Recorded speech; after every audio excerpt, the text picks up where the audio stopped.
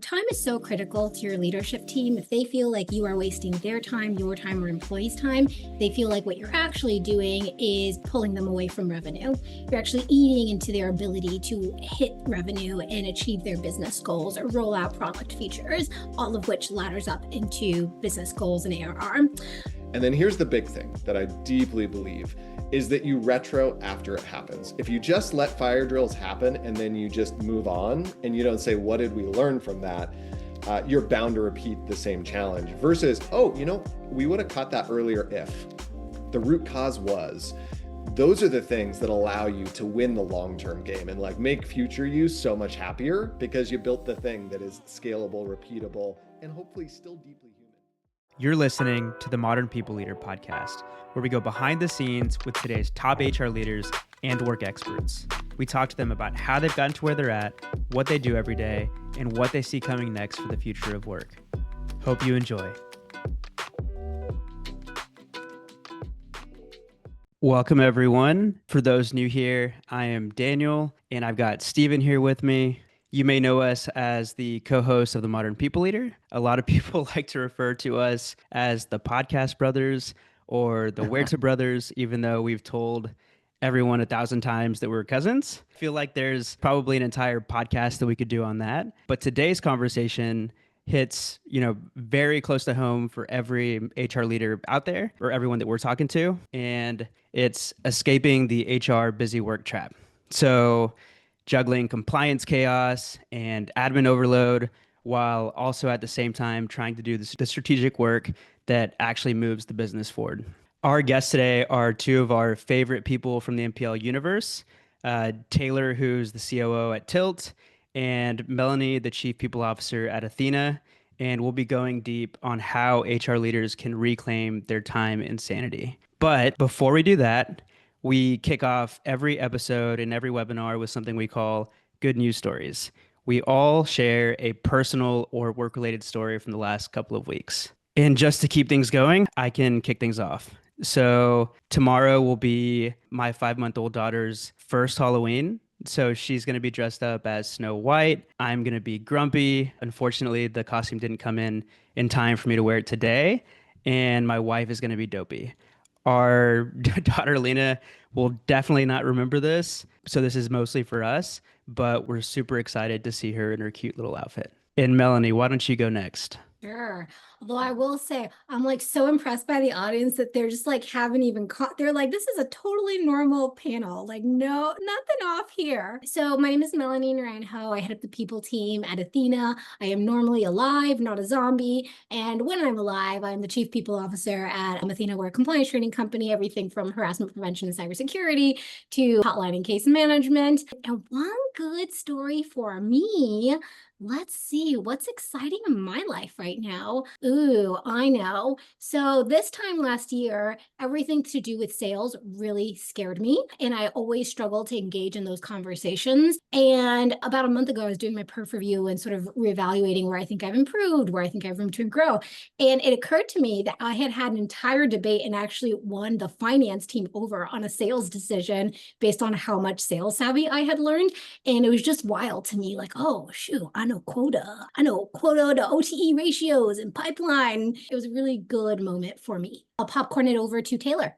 That's awesome. I also deeply appreciate kicking off as we did without really even acknowledging our altered states on this October 30th Halloween.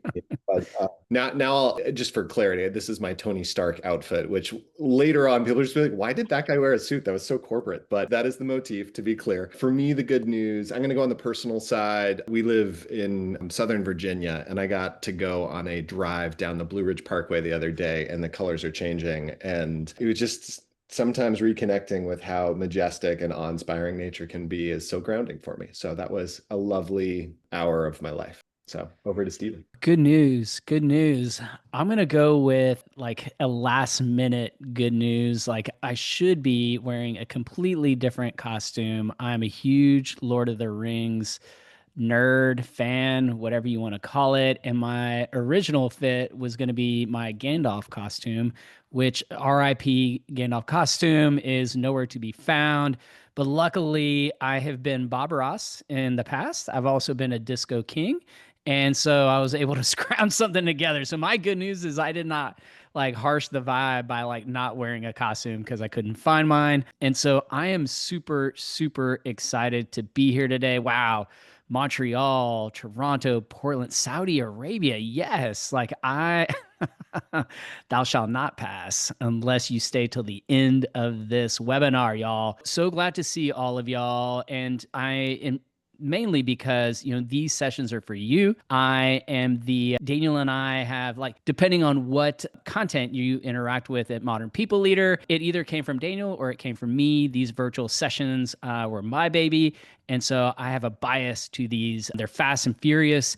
Keep up. Please engage in the chat. We're going to be monitoring that the whole time, and with kind of those, and get your questions ready, because I know I would be willing. This is like, I don't have data to prove this yet, but I would say there's no one on this call today that hasn't felt the pain of this topic. And so I want to start with the hard truth. Like, Daniel and I talk to HR leaders multiple times a week. And, there are a few things that stick out in our convos. Obviously, AI these days seems to be in every single one of the conversations. But, something that we don't talk enough about, honestly, is how HR teams are buried. They're buried under a ton of administrative work. They're buried, whether it's spreadsheets because you're comp planning, or you're taking data dumps and you're cramming those together, or maybe it's performance season, or there are audits being done, and you're having to give information over to your compliance team, or you are wanting to provide a leave experience that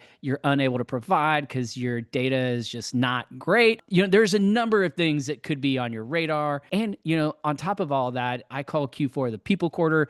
This can be the worst time of year. So this is like a safe space for us to chat about some of the pain. And one of the reasons why I love this format so much is because we can give you real world practical solutions that you can literally take back to the teams and start working on today. And so with that being said, I want to start with Taylor. And, given what you do and given what you're exposed to, what are some of the common pitfalls or common sources of this work that we know doesn't serve us well, but we can't escape? Let's just start there. What are some of the traps that you're seeing, clients, colleagues, etc., falling into? When I think about some of the best episodes that we've put out here in the last few months, like with Andrew Golden from Retail Next, or Jenny Molinoy from Vercel, or Shannon Hobbs from BNY, there's one theme that keeps coming up. Everything a company does has to be AI first, and that shift has to start with the leadership team. That includes the support around leaders too. Imagine if every exec at your company had an EA who was already trained to operate in an AI first way. That's where Viva fits in. Every Viva EA is trained in AI workflows, not just prompts, but building the kind of systems that help leaders actually role model what AI native looks like in practice. And on top of that, Viva removes the entire headache of managing EA support. They've built a standardized, scalable system for hiring, training, and managing top-tier executive assistants, trusted by leadership teams at Notion, Grok, and Lovable. You get reliable coverage, consistent quality, and support that actually levels up your leadership team. If you're building an AI-first org and your EA support team hasn't kept up with the shift, Viva was built for you. If you want to give them a try, sign up for a 1-month trial for just $950 at execviva.com/MPL. That's execviva.com/MPL.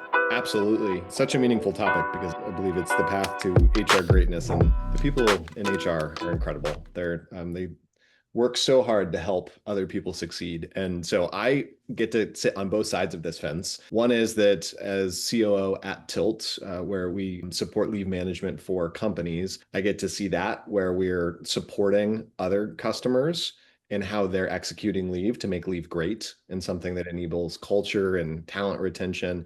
I also see it in that I'm responsible for all of our people practice internally at Tilt. So I try to walk the walk as well. And one of the things I'll highlight, sticking with leave, because it's something that I am passionate about and know well, is that you find a lot of this what you're talking about, this theme, the work that sort of pulls you away from being strategic, getting to focus on the relationship, the people pieces, it's administrative, et cetera, is leave. It's high stakes. A lot of it can be manual depending on how you're doing it. There's a lot of sort of being the middle person between person going on leave, management, the HR team, et cetera. And so it's a good example of it. And leave done well is something that there's actually great data that shows. There's a new report that just came out that said when people have a great leave experience, they're 75% more likely to stay for 5 years in a role. I mean, we all would be aiming for 5-year retention, in my opinion. That is the upside. The downside is you get pulled into the minutia. It's really hard. And then you don't actually get to drive that impact at like a culture or company level. So it's not just time, it's trust. Done well, execution, when you get that busy work out of the way, allows you to shine and all the work that as an HR practitioner that you're driving forward. And, to drill in, like, just like the people team responsibilities, like you have a lot of one-on-ones, I know you have a people first culture. What are some common things that, recurring conversations you're having with the team about, just kind of operationally speaking? And then I want to ask Melanie some questions from here. Yeah, absolutely. I think it's a lot of the stuff that we all know and live, from performance management, how we're enabling our managers, to even just keeping payroll and who's in what state, and all of those elements aligned and straight is not insignificant. So it's all of those parts and pieces. And it's when we think about how do we level up getting that work to be efficient, more effective, that allows us to get to different levels of the work that we do. And so, Melanie, shifting to your perspective here, and I know you have a lot to share on this, and I want to be as like unhinged as you feel comfortable being, which I know you're. We've done these before, so I know you're comfortable. What do you think I ended up zombie? I think I've worked with many people. And so what is your perspective here on like where we are in 2025 as, people practitioners, what the demands of the business are putting onto us, what are some of these headaches? And again, you talk to a lot of people, you have a podcast, you do a lot of these sessions. So what are you hearing out there and what are you experiencing firsthand? Yeah, I mean, I'm going to say the tough thing, which is, yes, part of what holds us back is that we don't have the right infrastructure and tools and resources to do our jobs more efficiently and effectively. And also, I think we hold ourselves back. And let me say why. I think that HR is so often dismissed and undervalued that in the absence of feeling like we have high value, we are doing everything we can to look like we are working so hard, right? And we are, right? But it's like, look at this 10-page manager handbook that I put together. Look how much work I put into it. Can't you see how hard I'm working? And so like in the absence of this respect and this value within the company, in the absence of feeling taken seriously and viewed as a business partner, we work so much harder and not smarter because we are trying to show, look how much we care about the company. And so it can be hard to say, wait, what do you mean give these things over to a tool? What do you mean I could do this? I could have the same impact with, 3 sentences versus making everyone sit through a 2-hour training. And I say this with empathy because I have been that person. I sometimes still am that person. It reminds me a little bit of like when I was in college, and it was almost like a competition for like who was the busiest, who was the most overworked, who had the most majors, the hardest major. And it can hold us back. It can hold us back from realizing, wait a second, I'm not going to gain your respect by showing you that I spent 10 hours working on a project. I'm going to gain your respect by having impact. And the way that I have impact needs to be strategic, and it doesn't need to be measured by the number of hours that I worked. So again, I say this with empathy. I am not saying this to put anyone down. Again, I have been this person, but what I want to put out into the world is there is a much easier, much higher impact way to prove yourself at your company and to be taken seriously than getting mired down in busy work just so that you can show how hard you're working and how much you care. I'm guilty as charged over functioning as a solution, and like I'm just gonna work this Yeah. harder, or I'm going to just show them that I'm always on, or immediate response to whatever Slack, email, etc. that I get. And that's going to finally show and prove that I belong here, belong at the table to be heard. And so, Taylor, I'm just curious, like, any thoughts, reactions? Like, let's riff a little bit. So well said. I think it's trying to parse that there are some required administrative parts of the job, but making sure that when it's not that you embrace what Melanie's saying. And I'm going to use the Gandalf saying, thou shall not pass. It's not just about applying the HR stamp of approval to be like, yeah, no, we checked it. It's fine from HR, but it's asking questions like, well, what's the business objective you're trying to achieve with this, with what you're bringing to me? Or help me understand what the business context is if you expect my advice. Or I saw in chat, I think it was Daniel was saying, it's that the questions that just out of a service mentality, which is positive, you answer, but instead saying, no, go look it up yourself. You can. And then that's not rude. That is actually teaching someone self-service so we can be a more efficient company. And there's a kind appropriate way to do that that levels everyone up. So what you're saying, Melanie, really resonates for me. And so anything to add, Melanie, before we move on? I guess the one thing that I would always caution HR professionals to keep in mind is that if your employees are pushing back, if your managers are pushing back, if your leadership team is pushing back, the one thing I always recommend is be curious. Because if they're pushing back, it's probably for a real reason. I remember earlier on in my career, I was rolling out a manager training and I had put so much effort into it. And then I would get to the trainings and I mean, give me a +1 in the comments if you have experienced this yourself. Everybody's sending emails while I'm training. I ask a question, nobody answers because no one was paying attention. We walk out of the session and no one remembers anything that I shared because guess what? They weren't paying attention. And here's the thing. Okay, thank God I'm not alone here because it could have just been me doing bad training. For me at the time, again, earlier in my career, my response was, well, if you cared about managing your employees effectively as much as you say that you did, you would make the time. You would be paying attention, but you're not. So the problem is you, not me. And I actually think I was wrong. I think what I didn't recognize was they already have a full workload. And what I was asking them to do was add more work on top of that to be a good manager, as opposed to figuring out how do I meet them halfway? How do I replace time, not add time? How do I understand that like they don't want to have to memorize a 3-page outline and framework for how to effectively manage? They want something like, Melanie, I don't like saying your job is at risk. Can you give me a different way to do that?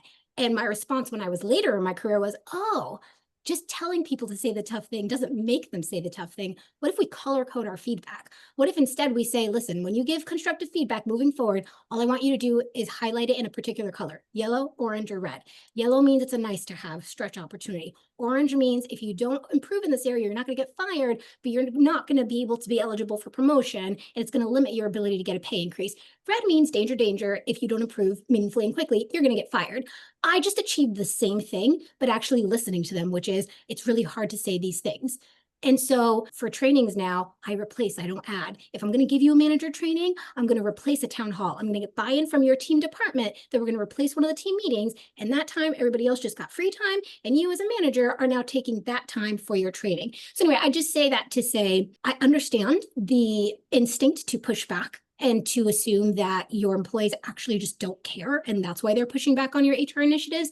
And I would encourage you to take a step back before that's your knee-jerk reaction and just get curious, ask questions. What about this feels like a burden to you? What would be a better alternative for you? What exactly are you trying to achieve? And then I think we can start to partner together more effectively. Yeah, I literally, this has been my journey as an HR practitioner. Like I so relate and I responded to that like angsty reaction because it hurts that every email that you repeated email or the lack of processing what we've shared and put so much time and energy into, like it hurts the soul. But also I learned pretty quickly that you do have to meet people where they're at, and we all have to come along for the journey because the reality is we could all be doing better. And so we got to keep moving on. And so I'm going to segue, but I feel like it's never been been more important, this issue than today. Like every Gallup report, I feel like, is the new lowest engagement that we've ever seen in the workplace. We don't even need the Gallup report. I think we can see that in our experiences and our own like anecdotal data that we have within our companies.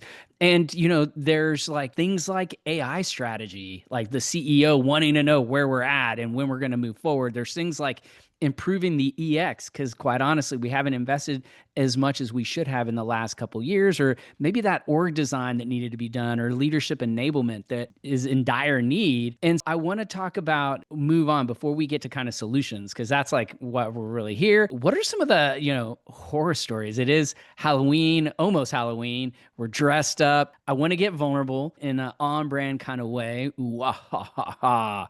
And, we all have these horror stories, those moments where systems break, you're the ones that's having to pick up the pieces. And I want to start with Taylor again. You promise compliance nightmares to just get us in the Halloween spirit. So let's start with you. What are some horror stories, real world lessons that you've kind of taken away from those as well? Yeah, no, I should have switched my Zoom background to like campfire in the background. This is our horror stories around the fire, imaginary flashlights, all the above. The first story I have, and I have two if we want to get to them, but the first one is the Mexico Beach FMLA backfire.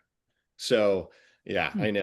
Great, solid title. Shout out to John Null from our compliance team at Tilt, who helped me go to the archives to find the scariest of the scary. And it's you have an employee that takes a FMLA leave related to a foot injury, full appropriate medical documentation, but you heard the title, so you know where this is going. So you're just, evening scrolling on Instagram. And I mean, for whatever reason, you're connected to them on Instagram, which is an interesting, thing to dive into in and of itself. But you see them feet up, probably with an ankle brace on of some sort, on the beach, sipping that margarita, and you know what's coming the next morning, which is that call from the manager and the CEO, who somehow also saw it, saying, WTF, did you see that one of our employees is on leave on the beach in Mexico? And you get to handle that. How fun some days are. And you have to help them understand that there's actually a 2019 precedent that says unless you can prove that that was a purpose abuse and that they were lying about why they were on leave, you cannot make assumptions based on appearances alone and take any action. And you have to also respect the leave protection that's going on. The manager should not pick up the phone and immediately call them in Mexico. And that you're going to have a constructive conversation when they get back to make sure you understand the facts and the circumstances. So that is my first of our horror stories, the Mexico Beach FMLA backfire that you get to make. Oh my gosh. Yeah, that sounds like an absolute nightmare. All right, Melanie, you're up. Yeah, okay. So I've got a ton, not from personal experience, luckily, but I post a lot on LinkedIn, and I once asked, hey, I want to hear like people's like wildest HR stories. And the one that always sticks out to me is somebody shared that their CEO at the time was having an inappropriate relationship with a subordinate, which was kind of an open secret, kind of not an open secret, but where it gets really wild is the CEO accidentally forwarded a, let's just call it inappropriate message intended for this person that what he was having an affair with to the entire company. They were both married. And the CEO then proceeded to try and correct this issue by having every single person in the office come to his office one-on-one to explain the situation and apologize profusely.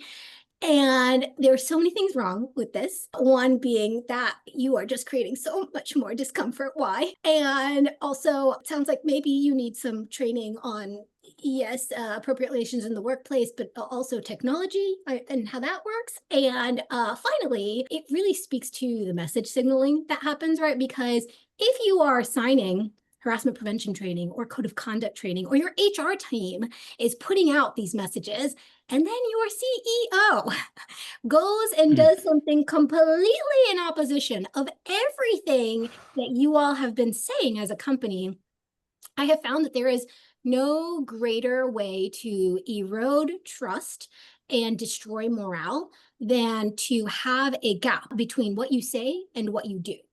Truly, it would have been better to say, I don't care about appropriate HR. I'm going to do what I want. If you like it, come work here. If you don't, don't. Than to say, this is what we stand for, but actually I'm going to do this other thing. And so it's just one of those stories that just always stays with me because there's just so many nuggets, insight that I always get from it. Be careful with email and Coldplay concerts, right? Both of those. Coldplay concerts also just take them off your list. Don't go. And for those that feel comfortable sharing in chat, let us know what your horror stories are. I will share a horror story of my own. It's been a little while, but I had a performance experience where our manager, it was year end performance, and it was on an accounting fiscal year. So it wasn't on a calendar year. And so it's like December and we're getting reviews are going out. And the manager, we were in cubes. So this is dating myself a little, but the manager felt, and this is for an HR company, manager felt that it was okay to walk down the open cubes and tell us our ratings, like you got a 3, you got a 3.5, you're a 4, no, you're a 2.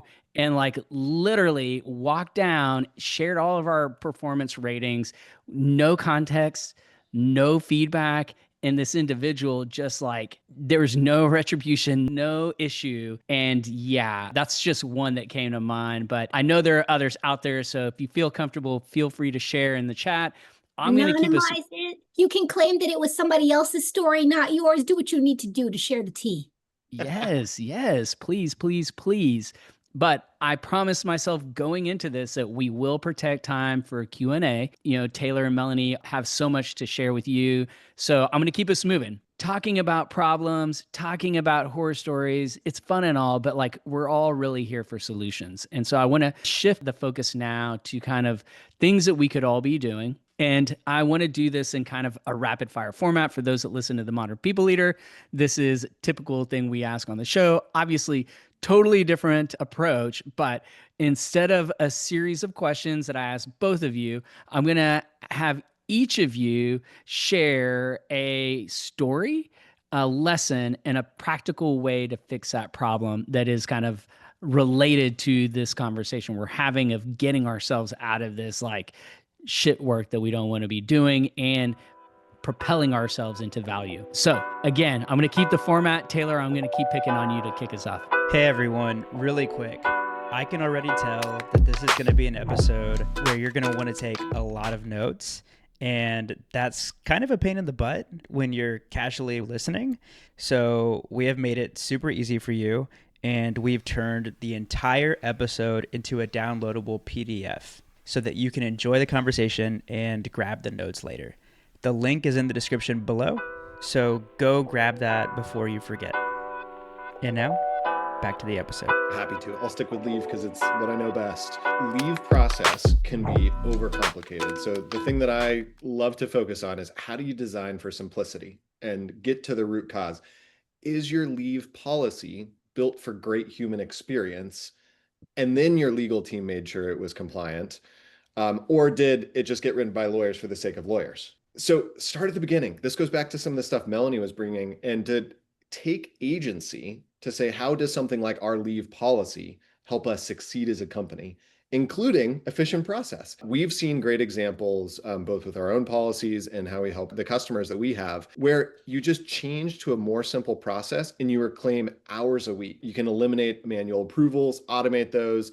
And more than anything, when you get to the other side of it, sometimes it's hard to do those, but everyone says, oh, wow, this is so much better than it was before. And they rarely thank you as much as you deserve, but you gave everyone the most value gift back, which is time. All right, Melanie, Yeah. same format, one story, one lesson, and a practical solution. Yeah, that time thing is so important. Time is so critical to your leadership team. If they feel like you are wasting their time, your time, or employees' time, they feel like what you're actually doing is pulling them away from revenue. You're actually eating into their ability to hit revenue and achieve their business goals or roll out product features, all of which ladders up into business goals and ARR. And so the thing that I always think about is how can HR professionals really show that they are being strategic and respectful of everyone's time, that they are being efficient, not just in their own workflows, but in the effort that they, or the onus they put on other employees. I shared a couple of examples earlier, but to tie it into more of the compliance theme here, one of the things that we hear quite often from our customers and prospects is that their credibility, their social capital is consistently eroded as they roll out these compliance trainings that take too much time to say the thing, that are too frequent in cadence, that share information that it didn't actually impact change, and so therefore felt like a waste of time. And so some of the things that I always think about and that we always make sure to incorporate in the ways that we approach training so that you can build that social capital is thinking about a couple of things. The one thing is, I'm gonna say maybe like a spicy thing. I know all the CEOs out there are like, you got to be an AI expert. You need to know how to build things from scratch. Otherwise, you're going to lose your job and become obsolete. I vehemently disagree. Hear me out. I think that I don't need to know how to build an engine from scratch and go to a mechanic school in order to know how to identify the right car for my needs and then drive it to where I need it to take me. And so I would encourage you all to really think about how are you strategically, whether it's looking through your vendors, whether it's leaning on your in-house AI experts at your company, how are you leaning on the existing experts and tools to get you the things that you need versus trying to figure everything out from scratch, which is not the most effective use of your time. And quite frankly, not the value that you bring to the company. That is not how you got to where you are today. And that's not how you're going to get to where you need to be tomorrow. And so more specific examples, things that we do for compliance training to make that easier and that we have found has really led to a meaningful impact in people leaders being able to show their leadership teams that they can think strategically and they can't be efficient, that they are respectful of their team's time, are things like test out. Why make everyone take the same training on code of conduct, management training, anti-bribery and corruption if they already know the information? Why not give them an assessment? And if they can prove that they know the information, great, you pass, you don't have to take the training. But if you fail and you say, oh yes, it is appropriate to touch someone's butt at work, you know what? I'm sorry, you got to take the training and I will go to bat fighting the executive, insisting that you must take that training, right? Or you could do things like have a policy bot. So you could create your own in-house policy bot. I know somebody had mentioned like ADP has this. It seems like maybe your employees aren't liking that for some reason. Maybe it's hard to find. Maybe it's difficult to access. Maybe they can't just do it through Slack, so they don't want to have to log into a new thing. At Ethena, we have a policy bot, so you can just upload all of your policies, all of your resources, and employees can just go there and get their questions answered. And best of all, you get the analytics. So you see what questions employees are asking most, which things are coming up that maybe you don't have a policy around that you should. And then finally is just how are you making your trainings actually relevant and lower lift so that when your CEO asks, like, what are you doing with all your time? Why aren't you doing this thing that I asked you to do? You don't have to say, oh, it's because I was spending 2 days building out a training, right? And we have an AI-powered course builder, and you literally just upload a PDF and it spits out an interactive training with a variety of slides and knowledge check questions to make sure that people are digesting the information. So again, I really think it's about how are you figuring out the things that you bring value to the company and focusing on those? And then how are you making sure that you're outsourcing the rest so that you're not being inefficient with your time and your employees' time? I'm glad you brought up AI. Daniel knows I can't go too long without talking about it. I'm just like, it's something I spent a Like lot of 15 time minutes working. And so I'm going to go through the rapid fire as well. And Daniel, if you have something that you want to share, we can open it up to you. Go ahead. We've got a question in the chat for Melanie. She says, Chelsea said, I'm loving this, but what about states that have a minimum hours requirement for compliance trainings? Totally. Okay, so I'll give you the quick and easy answer, and then I'll give you the like slightly more complex answer. The quick and easy answer is there's like, if there's a minimum hours of requirement, there's a minimum hours of requirement. You got to do that. But where too many companies go wrong is that they're like, I don't know who is required to take what, so I'm just going to mass assign everyone the most comprehensive training, and I'm going to make everybody do it every year just so that I'm in compliance. When what you could do is you could just click a button and have your training vendor determine based on integration with your HRIS and the status of your employee's state and employee type, I'm going to assign you the minimum required training. For example, in Connecticut, you only need to take harassment prevention training once every 3 years. So why would you make them take it every year? unless they can't test out, for example, right? So the quick and easy answer is, sure, if there's a minimum legal requirement, like you got to do it. There's no question about that. But like, how are you making sure that you're not making everyone do the maximum requirement as opposed to the minimum requirement? The more complex answer, but I'll keep it brief, is at a minimum, how do you make those 1 hour, 2 hours that are legally required not miserable and actually impactful? If at a previous company, I remembered people will walk out of the harassment prevention training making more inappropriate jokes than they did before the training. They would start calling everyone Bob anytime they said something that they didn't like. Way to be a Bob. And, ooh, did I harass you? Ooh, are you offended because I touched you? We bumped shoulders. Like, people just took it less seriously. And so how are you making sure that those 2 hours, 1 hour, whatever is required, actually relevant, right? Why aren't we pulling real relevant to today's gray area questions? Like, for example, where could in harassment prevention training, for example, where could AI go wrong? I think of if anybody's ever seen Miss Congeniality, there's like a scene in it where they're like making everyone wear like a bathing suit, and it's like a joke. It's all the guys, right, wearing bathing suits to see who should be in Miss Congeniality, and then they put it on the woman, and actually that's like incredibly inappropriate, right? But you could see how easily somebody might do that with AI today, right? Like, ooh, Melanie's turning 40. That's really old. Let's like make an AI generated image of her looking really, really old and send her an image of that. That's actually like really inappropriate, right? But you could see how easy it is to be like, but that's just a joke. Like, that's just, it's fine, right? And so how are you making sure that training is relevant, is actually talking about scenarios that your employees would actually learn from and might encounter and might appreciate having tips for how to navigate?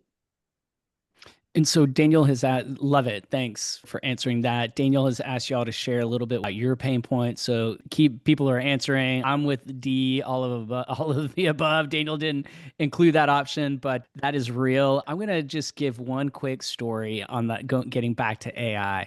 And, Daniel and I talk to HR, on average, 3 to 4 HR leaders a week. This week, it's probably been like twice that. And something that we hear a lot is, we're behind on AI. We're behind on AI. Like, I even feel more pressure that I felt behind last year. I feel even more behind. And something that we have learned from the best organizations that are really kind of pushing things forward, and a lot of the people that we talk to, they're doing like next level stuff. They're in Europe, ironically, or not ironically, but unexpectedly.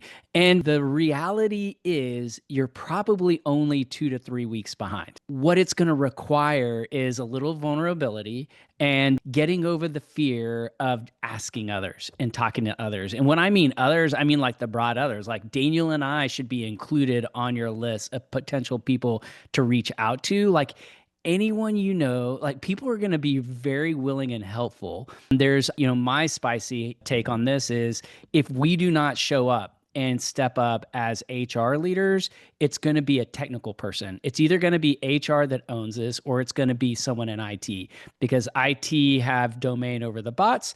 We have, responsibility over people and the employee experience. And no one is better suited than an HR person to design what this future is going to look like between humans, a future where humans and bots are working together. And so, to me, this is like a call to action that, like, if you feel like, if that story, you relate to that story, like, I'm just behind, there's like, I'm stuck in this admin, talk to us. Like, even this superpower alone is a great way to open up time. And there are a lot of people that are willing to help, including Daniel and myself. And so I'll get off the AI soapbox. And Daniel, you were about to share something. No, I was going to say that I saw somebody in the chat mention fire drills. And so I wanted to ask Mel and Taylor, any advice for handling fire drills? If you work for a company that there seems to be a fire drill every week and that's taking up all of your time, how should you respond to that? Have either of you worked in a situation where that was the case? And if so, how did you handle it? And how did you, I guess, get better at managing that over time? Yeah, I can share. So it's really funny. At Ethena, I've had the fewest fire drills of my career. And I've thought a lot about, like, why is that? And I think fundamentally it comes down to the fact that our CEO fundamentally believes that it is not HR's job to manage employees effectively. It is the heads of department's job to manage their departments effectively. And that my job is just to help coach them on how to lead more effectively, but it is not my job to manage their direct reports. It is not my job to have a tough conversation for them. It is not my job to draft that script for them. And so I would say if you're running into fire drills so much, I would think about like, what are you doing to effectively empower your teams to distribute the workload of people? Because I understand that sometimes it can be like a point of pride, like, ooh, no one can do anything without me. Like, wow, you guys would be lost without me. That's actually not a great use of your time. I would much rather just have managers effectively trained on how to do the things so that they can do it without incorporating me. I will say one thing that I think is critical, as I said, is messaging from the top and enforcement from the top. I have all the influence of zero authority. If they don't do what I tell them to do, oh, wow, I got no power. I'm not their manager, right? But the second thing is transparency of process. One thing that has been so cool at Ethena is that I have never gotten a single no. I've gotten one. I've gotten one question in the 4 years I've been at Ethena about someone's salary, and it was guidance on like how to negotiate, and that's it. And the reason why is because we have a doc that is publicly accessible to all of our employees that says, this is how increases work. This is how we decide where you are on the salary band. This is how we decide where you are in the market value. This is how, and this is the frequency with which we check the market value. And these are the resources that we use. And, so like when an employee has a question, there's no us versus the mentality. There's no like, there's a secret thing that HR is doing. This is it. All like, this is it. Like, I have nothing to tell you that isn't already in this doc. So that's what I would think about. It's like, what's your level of transparency? How are you distributing the workload? And how are you getting your leadership team to enforce this from the top? Yeah. And yes, I can share. We actually made it publicly accessible, our salary. It's called our comp philosophy and FAQ doc. So I can share that with Daniel and Stephen if you all would like to share that after. Yeah. I look forward to seeing it as well. On the fire drill part, I'll take it from the leave example because this is what we help customers with every day, because there are leave fire drills on a regular basis as well, because sometimes leaves are planned and a lot of time they are not, as we all know, in the seats that we sit in. And so the first thing that we really focus on is does this fall within a process we already have in place? Because one of the things that I notice around fire drills is that everything gets thrown out the window. You get into panic mode. Everyone just starts like recreating stuff. And it's like, okay, well, have we already solved this problem? And then trust the process. Like that is one of the things. Now, if it's, hey, this is new territory, we've never seen this before. Yeah, you got to be dynamic and roll with it. But especially, unless you're a very early stage company and you're still just laying a lot of the tracks for how you do those things, fewer and fewer things are the first time as you go. And use those so that you can create repeatability. That's what we always focus on. And that's where you can find efficiency. And with this leave example, oh my God, we just got notice last night that a critical employee is going on a medical leave. Is this your first medical leave? Oh, no, it's not. Great. Let's follow that process. Do we need to accelerate that same process? What do we need to do in terms of making sure the right stakeholders are, knowing that the next approval is coming so that they can get to it faster? It's that sort of, even in a fire drill moment, proactivity that I think makes all the difference. And then here's the big thing that I deeply believe is that you retro after it happens. If you just let fire drills happen and then you just move on and you don't say, what did we learn from that? You're bound to repeat the same challenge versus, we would have caught that earlier if the root cause was. Those are the things that allow you to win the long-term game and like make future use so much happier because you built the thing that is scalable, repeatable, and hopefully still deeply human. So that's what we focus on, whether it's, any type of leave that occurs, whether it's some question that comes up about, hey, we need to know the answer to this AI thing right now. To touch on the AI piece that you were discussing, I think HR practitioners, for a lot of the reasons you said, Stephen, but HR has a set of skills that is pretty unique in most organizations. They live at the intersection of a policy and making something happen all the time. Whether that's a leave policy, a comp philosophy policy, whatever it is, it's how do we build something and say, how does this become reality? And I think it's the same story for AI. Like what is your policy and approach for AI so you use it consistently and so that you're thoughtful about it? And I think HR has some of the most applicable skills based on all the other work they do. Yeah, and I will just double click on that real quick because I don't want anyone to think that what I'm implying is that everybody should bury their head in the sand and not think about AI.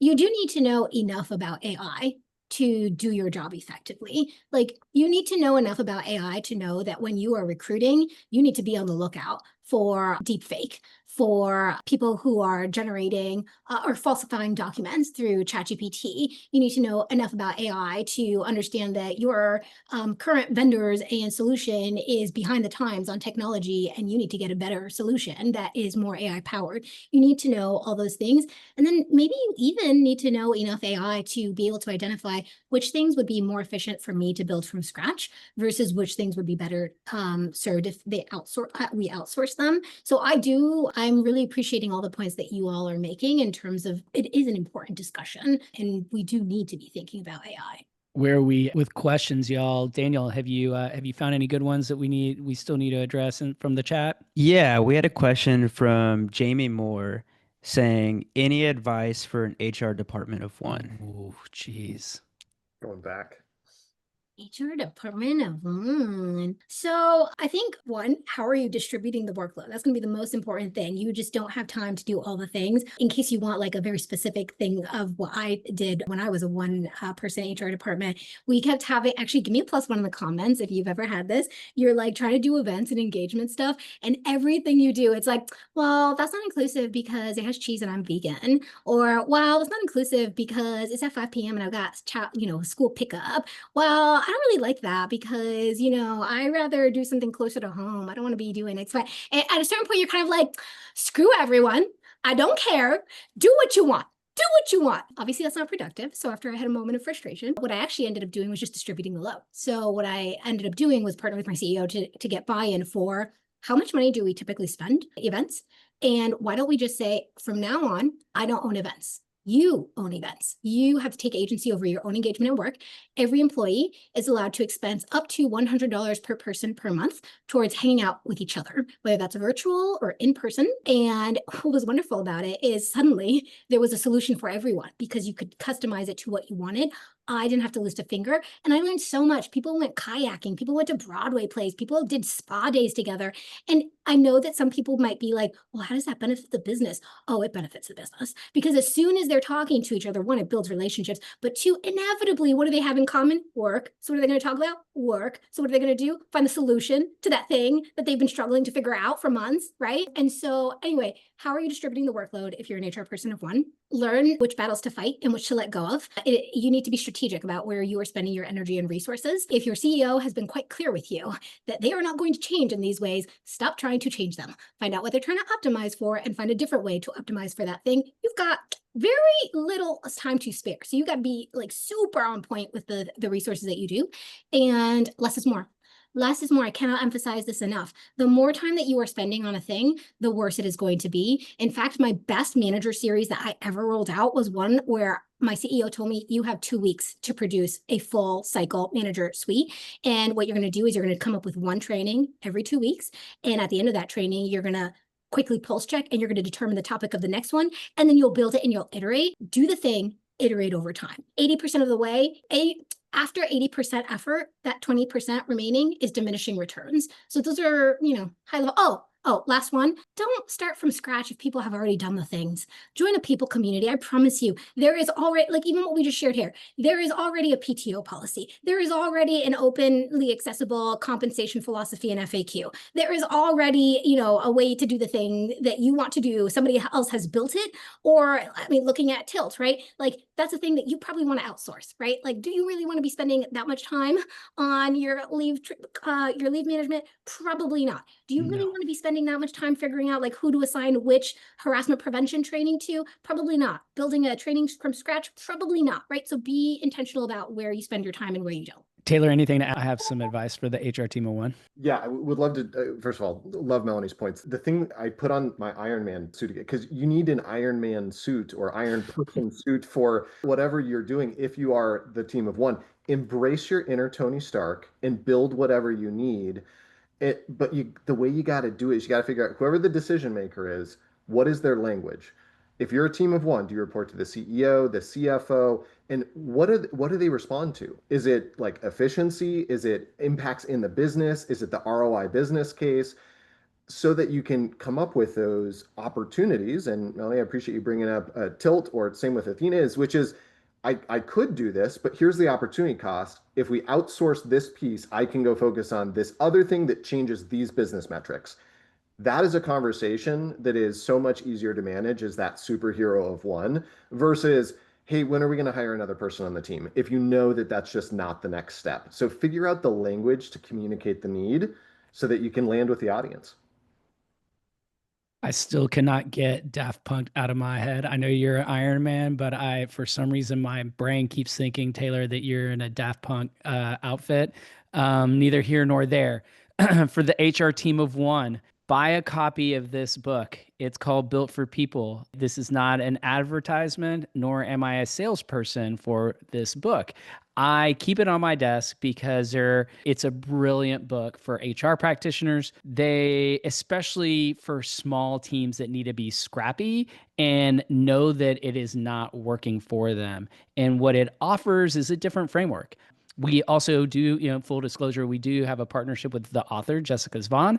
But I read the book, Built for People. We'll drop it in the comment. Daniel, if you can drop that in the comments for me. So there are two maxims. And the one maxim is everything needs to be mission focused. Everything we do in HR needs to be aligned with what the business objectives are. And if it's not, we should be asking why. And we should be engaging our CEOs or, I'm guessing this is a small company if we're an HR team of one, and having that tough conversation. Why are we getting distracted with this thing that's not aligned with propelling the business forward, growing revenues, reducing costs, whatever it is, like we should be laser focused on that. The second thing, and this is the more important thing for the HR team of one, is everything should be accomplished by others. Meaning we as an HR team of one, we cannot be a support desk. We cannot be customer service and sales triage because they can't get along because sales is, closing bad deals for features that we can't deliver. There are so many things that we get involved with, and that, like, going back to this conversation alone. And so the notion, and that's not to say we shouldn't be human-centered and we shouldn't do our jobs, but we should always have the view of how can we accomplish this through others. Like, I love the chat, the back and forth that we had about what do you, when someone comes to us with a fire drill, like how do you position that back to the person that is raising the issue? And it's like, how do you think we should resolve that? What tools do we have in your domain that we think could be applied as a solution? And so there's so many other things in this book, and I became so obsessed with it. They no longer offer these, but there was a cohort that I was a part of with Jessica, and 50% of the people in this cohort were HR teams of one. And so that's why, like, as soon as I heard HR team of one, I was like, okay, I need to share this information. So any other questions, Daniel? I know now we are getting close to that point in time where we almost have to bring this to a close. No other questions. But if anybody has any last minute questions, feel free to drop them in the chat. Oh, Corey, you are my spirit twin HR person. I've been laughing at every single comment you've made, and EOS. Now I could go off on EOS and traction. Just a quick point there, like, excellent. Letting go of the vine is one quote from that book, Traction. This is a business operating system. There are others. Rockefeller Habits, I think, is another one. The concept of rocks. And so EOS Traction is great, having cadences and rhythms. Daniel and I practice it. If anyone's interested in that, we would be happy to talk to you about that as well. But as we get close to nearing the close, we have one more tradition, Daniel. We do. We have one word or phrase close. This is how we end every podcast, and it could be anything that's coming up. So it could be one word, could be a few words, just a way for us to sort of put a stamp on the episode or the webinar. And Steve, I'm going to pick on you first. What do you have? Oh, I was hoping you would do that because I was worried someone else would take mine. Mine is thou shall not pass. We're at 130. We peaked at 160. So many of you stayed with us till the end. Thank you so much for joining us. We're not going to end it yet, though, because there's other one words, but that's my one phrase close. Taylor, you want to go next? Happy to. Optimistic is my word. There's nothing more powerful than when really smart HR people get together and help each other figure out how to break through the day-to-day pieces. This stuff is hard, but it's not impossible, and especially when community comes together. Melanie? Distribute the workload, distribute responsibility, distribute ownership. The solution is not always us all. Sometimes a solution is finding the right person to do the thing, and it's not always you, and that's okay. That's called being smart, strategic, and prioritizing.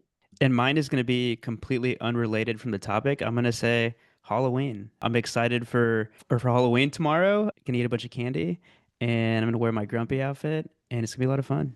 Well, massive thanks to Taylor and Melanie for joining today and keeping it real, and for the energy in the chat. We have our own internal doc, and Steven was like, we should create a community with just this group that's in the chat. And he's right. Like, y'all really brought the energy, and we appreciate it.